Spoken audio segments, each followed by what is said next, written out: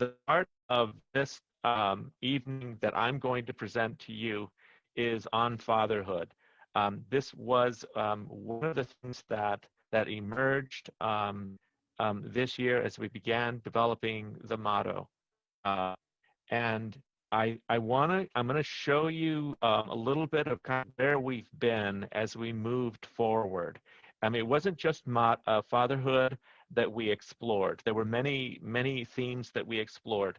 And so I'm going to share my screen, and I'm going to show you a spreadsheet that gives you an idea of kind of what we had after we received the results from a survey that was out back in August.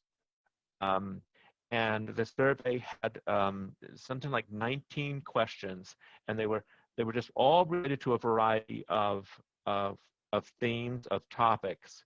And we received results back in early September, and then we had a meeting on September 12th where we had divided up the survey results, and I'll show you this in just a second.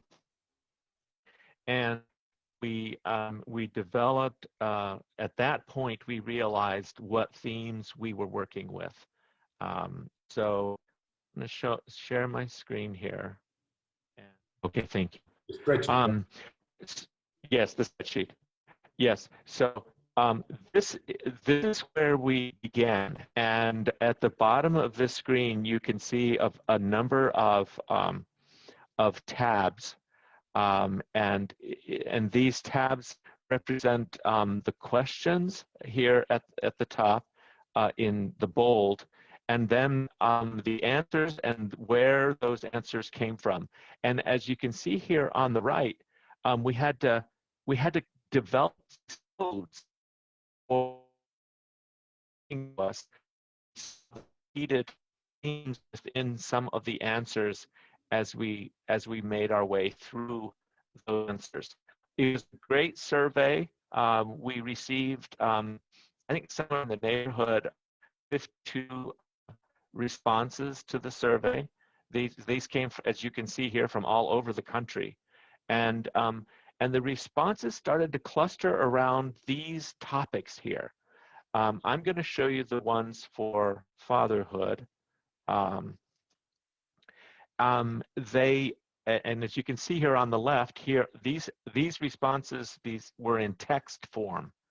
And that's very difficult to work with as opposed to just a yes/no answer or a rating system 1 through 5 and so on.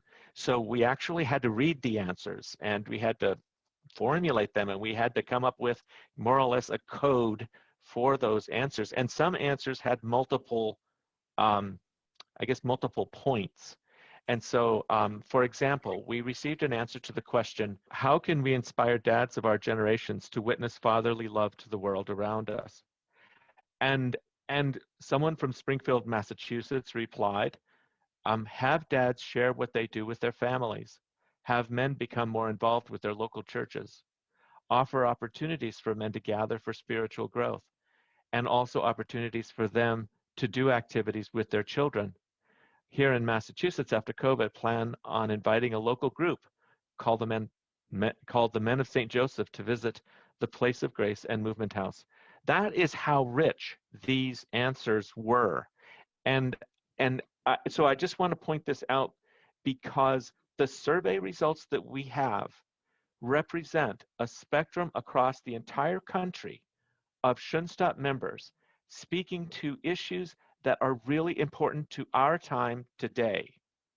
And I want to offer that knowledge, that response to each one of you. If you are looking at because there are many, many more answers to questions contained in the survey results.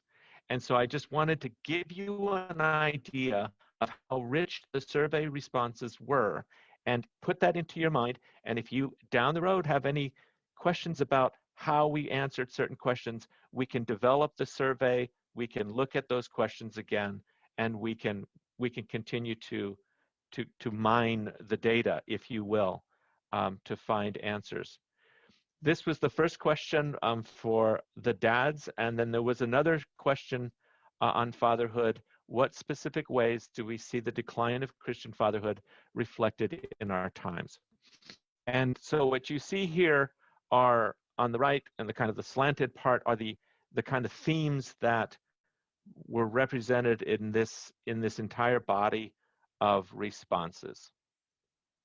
Now I'm going to go into my presentation. Now that you've kind of seen what goes into the sausage, I'm going to show you now the sausage part of my presentation, the kind of finished product. The video topic is trusting in the Father. And so this is the representation of the question that we had: how can we inspire dads of our generations to witness fatherly love to the world around us? And so you can see, and in this view, and then I'll show you a different view in just a moment that's more related to the data, that the largest areas of response from the survey were to learn from Father Kentenich. Another one, equally as relevant in this case of fatherhood, was love your kids and wife. Next theme, St. Joseph as a model, emerged from those questions. And then, fourth on the list was this issue of fellowship. I missed actually the first one up here is encouragement in prayer.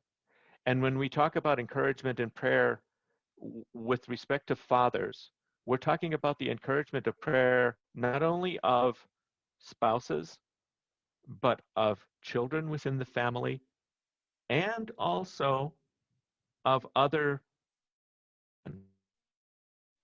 groups, encouraging and praying for one another, letting fathers know that they're not facing all of the world, all of the problems in their family, and all of their weaknesses, and all of their weaknesses on their own. So the top one was encouragement and prayer. Learn from Father, love your kids and wife. That is, the fathers, love your children and your wife. Practice love. St. Joseph as a model, and fellowship.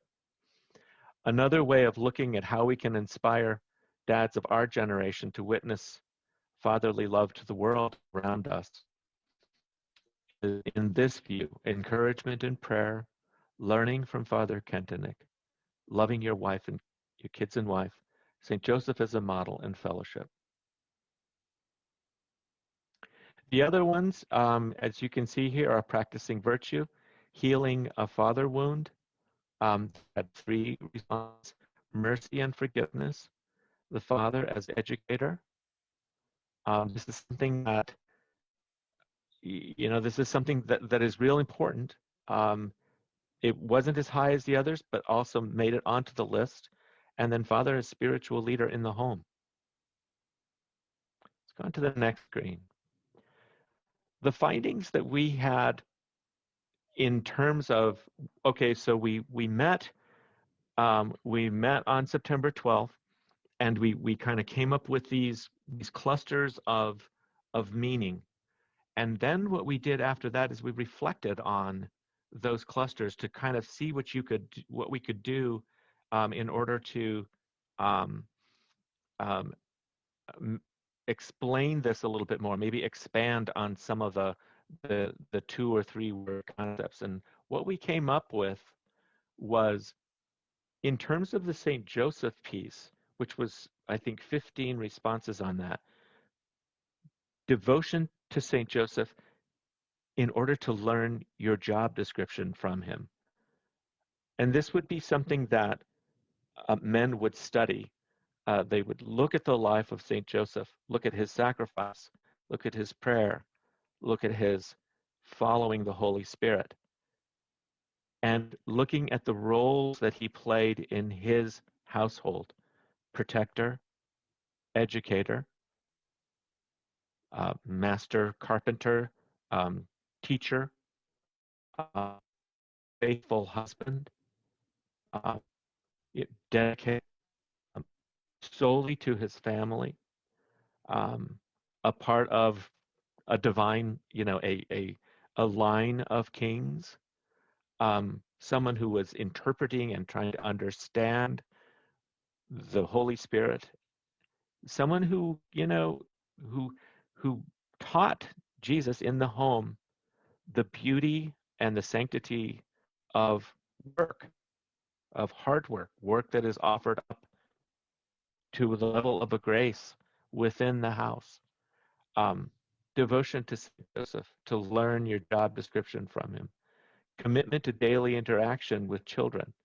Again, really high on the list.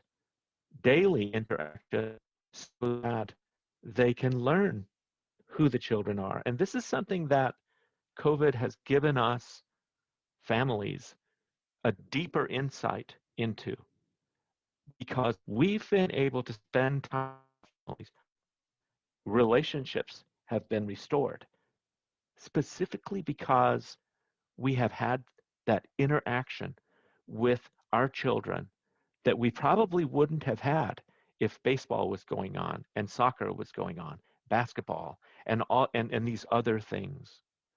Similarly, not just with our children, but with our spouse, with our brothers and sisters. And I guess until we were actually split apart from them, um, our own family, our own parents, our own brothers and sisters. Um, so it's a difficult time, but in a sense, uh, that commitment to daily interaction has been fostered, in a sense, by our situation. Inspiration by other dads, um, fraternity, male bonding, Catholic fellowship. This is this is so important to men today, because there are a variety of issues that are faced at 8 years old, at 10 years old, 12, 13, 16, 18, 21, and it goes on, um, in children's lives and young adults' lives, and even in the adult lives of our children. And being able to learn, mostly, I think, is what this key is here. Learn with others how they're reacting to certain changes within their families, how they're dealing with, how they're addressing it, how they're strengthening their own lives so that they can address situations. Men love to train together. They love to challenge each other. And this can happen in a variety of ways, with Catholic fellowship. And so that's encouraged. Um, Building a community. Okay, so we went through that question and then moved to the next one. What specific ways do we see the decline of Christian fatherhood reflected in our time? In a way, maybe this should have come first, um, but we have it in this form. And again, um, I showed you the other sheet, the spreadsheet. Over here, this was absentee fathers and divorce, was the overwhelming way that we see the decline in Christian fatherhood. Um, uh, and it just indicates that the enormity of divorce, not only in our culture, um, also, but just the impact of divorce on a family. Related at absentee fathers and divorce, um, and they represent it. Um, but is this issue here of pornography? On our list, we have only two, but I think that studies will show that the divorce rate in America started going up when the availability of pornography became more widespread. So it doesn't appear to be a linkage here between these two, but you can be rest assured that there most likely is. The other decline of fathers was in no love or respect for God, the family, a lack of respect for fathers, and the love of money, if you would, more important than families. In a sense, this is on the father, right? This is the father is bringing this about. Um, Focusing what he does because he's afraid to be a father, because he's afraid of the challenges that are represented in his home in the form of small children. So this is obviously it's 13% of our responses were clustered around that area of money being more important than family. Finally, abortion, birth control, and violence were listed as specific ways that we see the decline of Christian fatherhood. Let's look at that other view of this and get to some actual numbers themselves. The respondents said that absentee fathers and divorce were ways that we're seeing the decline of Christian fatherhood. No love or respect for God in the family. Um, as we said before, learning to be children so that we can learn to be fathers is very important. Without that relationship as child to divine providence, to God, it's very difficult to conceive of modeling for a child in a father or parent-child relationship. The lack of respect for fathers, we all know that. We see that in the media constantly. Um, Money, again, more important than family and God, and abortion, birth control and violence, hurt and troubled kids, radical feminism. Feminism is actually anti-woman, and then pornography. When we reflected on these, we came to this conclusion that there were the specific ways that this was happening. The key takeaways from this were families without fathers, and that meant the fathers could be present physically, but we're talking about emotionally detached fathers from their homes, as well as fathers that are separated from their children for a time or effectively by divorce. So families without fathers is a giant reason why fatherhood is declining in our time. Also, society without God. Um, um, the fruits of abortion uh, um, and materialism and power and violence, the neglect of children, um, hurting children, abortion. These are the fruits of families without fathers and society without God. It goes hand in hand. As the family goes, so does society. And so it's the combination of those um, that is the side we find ourselves in, that we see ourselves in. And then, as we mentioned before, there's still a kind of feminism that is in there. And the responses in the survey were very specific about this type of thing. And I believe we're seeing some of that. We see a little bit in our society. The discussion. So then, once we did this with the survey, and then we had our September 12th meeting, where we brought these themes forward to the group. Then we had a full discussion of of of the entire survey and of these responses, and in this case, fatherhood. And what the group came up with were these 7 bullet points. support, leadership, service, and fathers supporting one another. Father Kentenich as a model, building families where fathers are respected, fostering respect in families and relationship building, good communication, spirituality, mothers leading the children to the father. And this is a this little concept right here kind of hit me when I was just married and my children were very small. And I was coming home late from work. I was working a couple of jobs. I might have been finishing school. And I we had three boys at that point, very young. I think the oldest maybe 4.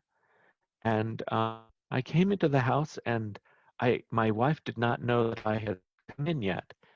And I overheard her explaining to my sons where in detail um, to them so that he could help them and and um, and love them and provide for them. And I realized then how my wife was really interpreting who I was to my children in a very loving and positive way. And that role is what Our Lady does, I believe, with us Ed, in I, terms of interpreting the Father. I think we missed just a point. What did she say to your sons? Ah, she said that Daddy will be coming. I think they had asked the question, "Where is Dad?" And she said to my sons, "Daddy is working late for you tonight, and he has to work late, something like so that show you how much he loves you." Um, it was that simple thing, but it just walking in right before that meant everything to me. Um, and I became aware of it then, but that wasn't the first and only, it was the first time, but it wasn't the only time that I noticed my making statements about what I was doing, where I was, to my children, and essentially explaining to them who I am. I think that is just in all in parent-child relationships and and marriages. The At least it was the case that mother has that closer bond to the child, and over time explains to that child who this foreign person is. And I think we'll have at some other down the road, uh, we'll have a talk where we'll explain why it is so important for a father to touch the physical skin of children of their own children, and because of the bonding that creates. And we don't do a lot of that now, but I think um, as we move forward, we'll be able to talk about why is it that there's such a need for mothers to interpret their fathers to her children, to them, and how can a father, um, you know, with his own behavior, kind of step into that space a little bit more and let them know at a younger age kind of who he is and more about fatherhood. Um, so all fatherhood comes from God, and I think that this will help this next slide make sense.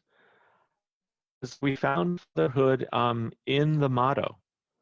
Um, sorry, lead from the shrine with trust in divine providence. And to me, the part of fatherhood is divine providence, that childlike trust, that being a child, a helpless child, um, and dependent on divine, on fatherhood. Um, is part of is who we are. Um, Learning to be a child helps me to be a better father. Um, and so we think that we have represented fatherhood in the motto, and we hope that you can see it there as well. Um, and in the next part of our discussion this evening, um, we're going to we're going to ask ourselves the questions: what elements of our Schoenstatt spirituality and formation should we stress in order to help support fathers in our time and age, and how can we help? Um, I think that our conclusion in general from the survey is that there's an important opportunity for us to expand male father apostolates in Schoenstatt. But I don't want to, I don't want to jump the gun here. I think we're going to go into our discussions and we're going to ask ourselves the specific questions. Else are of Schoenstatt do we need to stress in order to support fathers in our time and age? And how can we help?